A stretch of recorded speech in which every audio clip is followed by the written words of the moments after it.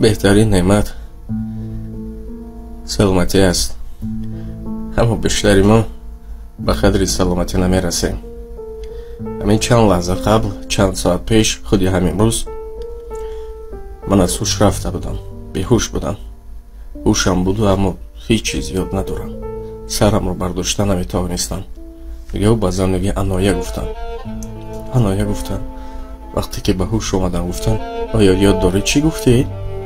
حیران شدم. گفتم شاید یکون گپی بی‌زید نزده باشم. چی گفتم؟ فقط الله گفتی، فقط یا الله گفتی. کمکک ایستادم، از خودم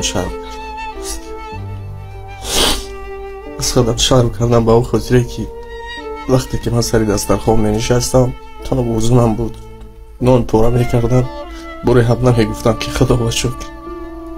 وقتی با دوستانم می رفتیم دمگیری و هر لحظه خوشی بوری هم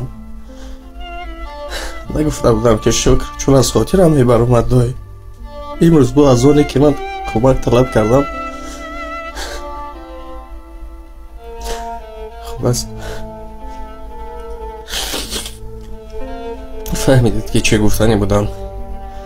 باور کنید بهترین نعمت سلامتی است و من این یک سلامتی رو مثال آوردم. در هر خرسندی اگر که ما پروردگار رو یاد کنیم، حالتی که خرسند هستیم یگون نیاز نداریم. وقتی که تنگ دستی آمد بعد پروردگار لب باید نگوید بر. اما خود شما هر نفری که گوش میکنید کی است؟ بمانند من، اما بوری هم یاد نیست. بعد وقتی که بیمار میشیم ما فقط خدا میگیم کمکم کن. با برزمی این نگاه نکرده پروردگار آبوشش رو میکشید. خود رو احتیاط کنید دوستان. راستی یک حالت یک بود، من نمیدونم من به چی خاطر نوار کردم. شاید لحظه های آخری من میبود که میداند دادمی، چون میگفت برخیز که نمری تو چون باد روان است، بینگر که اجل در پی هر پیر و جوان است.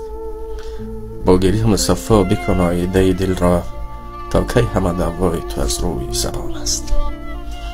در حالت خوشحالی پروردگار را یاد کنید که در حالت تنگی شما را یاد کند. باقی خدا نگهبان شما.